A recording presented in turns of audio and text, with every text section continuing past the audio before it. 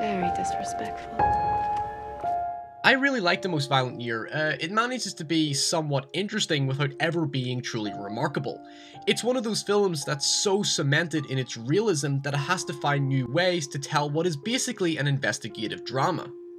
Set in the 1980s, A Most Violent Year focuses on Abel, a self-made immigrant who makes a living running an oil delivery company.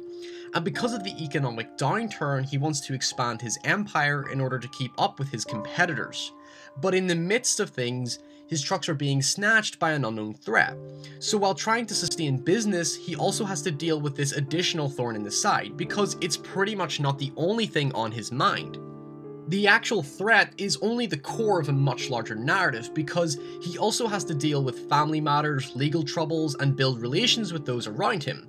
The film is far more about how he responds to the situation than taking matters into his own hands.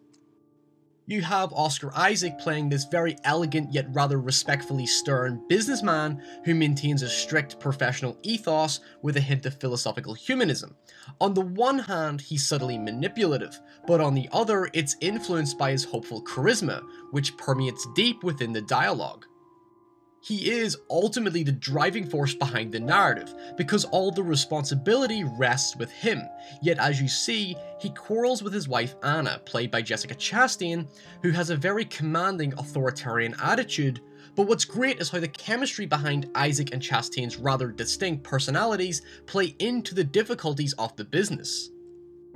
The escalation of the narrative's conflict essentially rests on the growing resentment that both characters have of each other, so their relationship keeps the drama alive, and what's interesting to me is how both performances echo elements of Al Pacino's Michael Corleone in The Godfather, because both characters don't physically appear conflicted, but when you combine both personalities, it establishes a conflicted relationship.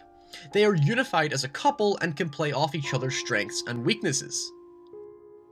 Something that's worth pointing out is, contrary to the title, A Most Violent Year deals with drama and tension in a very mature manner. It's better you don't go in expecting a dark thriller, because I interpreted the film as far more hopeful than most crime dramas. I'm not spoiling anything when I say it isn't violent in traditional movie standards.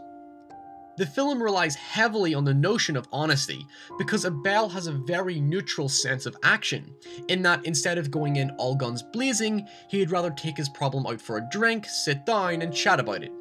Essentially, the film has a very modest representation of hardships, which is a good thing, because in context to the narrative, it is in fact Abel's most violent business year, and there is a truthfulness maintained throughout, in which you can empathize with him and his family. The film is so wrapped up in cold sophistication, it's like someone challenged Abel to a fight and he basically turned round, flicked the dirt off his collar and says, "I have more class than this." In its most broad context, the film doesn't want to retreat to dirty tactics of action sequences to get its point across, and instead it thinks it can deal with its problems through reasonable conversation and polite negotiation. At the end of the day, what you're getting is a neo-realist depiction of business ethics. It goes back to post-war cinematic concepts found in the likes of The Godfather, in which you don't need spectacle to entertain, but rather just because we live in a savage, unfair world, doesn't mean we have to resort to violence. We can still maintain what we believe in and capitalize on it to overcome any threatening obstacle. A Most Violent Year has a soft philosophical touch that is masked by such a heightened level of maturity and responsibility.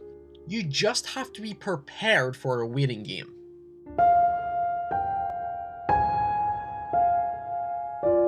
Anyway guys, make sure to leave your comments below as to what you thought of the film, and I'll see you all very soon.